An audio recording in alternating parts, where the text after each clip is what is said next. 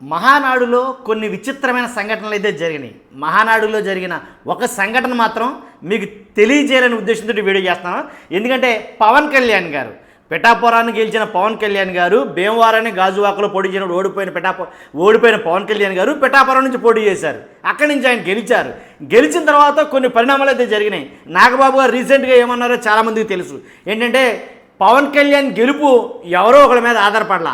Janasena party, Janasena వీర మహిళలు, జన సైనికులు ఎంతో కష్టపడితే పవన్ కళ్యాణ్ గారు గెలిచారు. అంతేగాని ఎవడో ఒకటి సొత్తు అని అనుకుంటే తప్పు అని కొన్ని మాటలైతే నాగబాబు గారు మాట్లాడటం జరిగింది. ఆ తర్వాత పిఠాపురంలో కొన్ని అనుకోని సంఘటనలు అయితే జరుగుతున్నాయి. మహానాడులో కొంతమందిని అడిగితే, పిఠాపురం నుంచి వచ్చిన వాళ్ళని మహానాడు సభలో కొంతమందిని అడిగితే వాళ్ళు చెప్పిన మాటలుంటే నిజంగా మనకు మైండ్ బ్లోయింగ్ అవుద్ది అనమాట. మామూలుగా అసలు బ్లాక్ అయిపోద్ది అలా మాట్లాడారు. అలా మాటలు చూస్తే అంటే పవన్ కళ్యాణ్ గారు గొప్పేమీ లేదు అక్కడ. వర్మ గారు, ఎవరైతే ఎస్ఎన్విఎన్ వర్మ గారు ఉన్నారో ఆయన వల్లే పవన్ కళ్యాణ్ గారు గెలిచారు. జనసేన పార్టీ అక్కడ గెలిచిందంటే వర్మ గారు పెట్టిన త్యాగం అని అక్కడ ప్రజలు మాట్లాడటం చాలా ఆశ్చర్యానికి గురేసింది.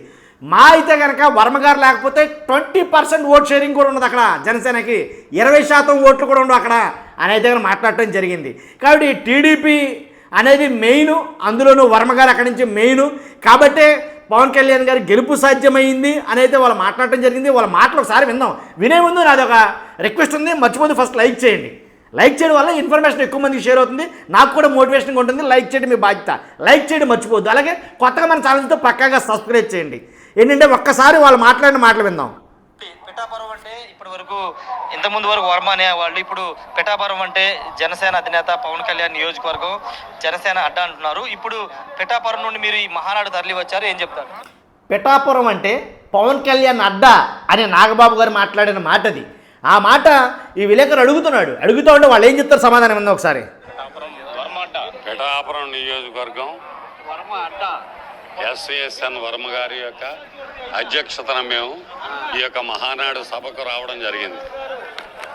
గతంలో సమాజం ఒక దేవాలయం, ప్రజలే ఒక దేవుళ్ళు అని అన్న నందమూరి తారక రామారావు ఎన్టీఆర్ పార్టీ స్థాపించినటువంటి నాటి నుంచి నేటి వరకు ఈవేళ 100% తెలుగుదేశం పార్టీ కార్యకర్తలు ఈ యొక్క నియోజకవర్గంలో, పిఠాపురం నియోజకవర్గంలో ప్రతి కార్యకర్త కూడా భుజాన వేసి మోసి తెలుగుదేశం పార్టీని ముందుకు నడిపిస్తున్నటువంటి విషయం. పొత్తు ధర్మంలో ఈవేళ విషయం ఏమిటంటే, పోయినటువంటి భీమవరం కానీ గాజువాక్ కానీ పోటీ చేయకుండా పిఠాపురం నియోజకవర్గం వచ్చి ఎస్ఎస్ఎన్ వర్మ 25 సంవత్సరాలు పెట్టి తన భుజస్కంధాలపై పార్టీని మోస్తూ అనేక వేల కోట్ల రూపాయలు ఆయన ఖర్చు పెట్టి కార్యకర్తల్ని 54 గ్రామాలలో ప్రతి గ్రామంలోనూ 20 మంది 30 మందిని పేరు పెట్టి పిలిచేటువంటి స్థాయికి ఎదిగినటువంటి ఎస్ఎస్ఎన్ వర్మ గారిని ఈవేళ 180% ఆయన మమ్మల్ని నిద్రపోనీలేదు. ఆయన భార్య, ఆయన కోడలు, ఆయన కొడుకు తెల్లారు లేచిన కాడి నుంచి కూడా పవన్ కళ్యాణ్ మనం గెలిపించాలి, ఉదయసీన్ని మనం గెలిపించాలి, మనం త్యాగం చేయాలి, బంగారం పళ్ళెంలో పెట్టి ఆయనకు ఇవ్వాలి అనేటువంటి ఉద్దేశంతో ఆయన తన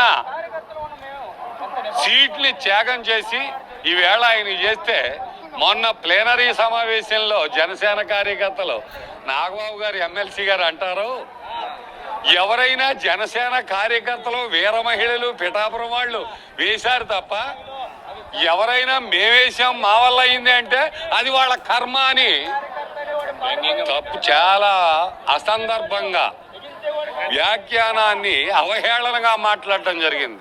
ఈవేళ ఎస్విఎస్ఎన్ వర్మ అన్నటువంటి వాడు పిఠాపురం నియోజకవర్గంలో లేకపోతే పవనం ఎక్కడున్నా సరే ఆయనకి 120% కూడా ఉండదు. విన్నారుగా మాట. పిఠాపురంలో ఎస్విఎస్ఎన్ వర్మ అనేవాడు లేకపోతే పవనం 20% కూడా ఓట్లు పడవు అని అయితే కనుక ఆయన మాట్లాడటం జరిగింది. ఒకసారి మళ్ళీ విందాం. అది పిఠాపురం నియోజకవర్గంలో లేకపోతే ఎక్కడున్నా సరే ఆయనకి 100% కూడా ఉండదు. ఈవేళ ఓట్లేసిందంతా మేము తెలుగుదేశం కార్యకర్తలు, 80% కూడా వర్మ కార్యకర్తలే. ఈవేళ ఆయన డిప్యూటీ సీఎం అవ్వచ్చు, చంద్రబాబు నాయుడు గారు ఆయన్ని బాగా కాగలించుకొని లవ్ ఎఫైర్ ఉపయోగించవచ్చు. కానీ వర్మ అనేటువంటి వాడు లేకపోతే పిఠాపురం నియోజకవర్గం అస్తవ్యస్తమైపోద్ది. ఆ పిఠాపురం నియోజకవర్గంలో వర్మకి ఎమ్మెల్సీ ఇస్తారని బుజ్జగించారు.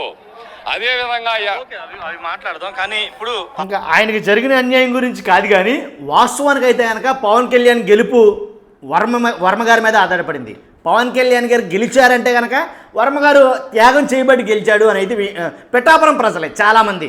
లేదు, ఒకవేళ పిఠాపురంలో ఎస్విఎస్ఎన్ వర్మ అనేవాడే లేకపోతే ఖచ్చితంగా ఆయన చెప్పే మాట ఏంటంటే జనసేన పార్టీకి లేదా పవన్ కళ్యాణ్ గారికి 20% ఓట్లు కూడా పడవు. అక్కడి నుంచి 100కి 100% కూడా అక్కడి నుంచి ఓట్లు పడవు.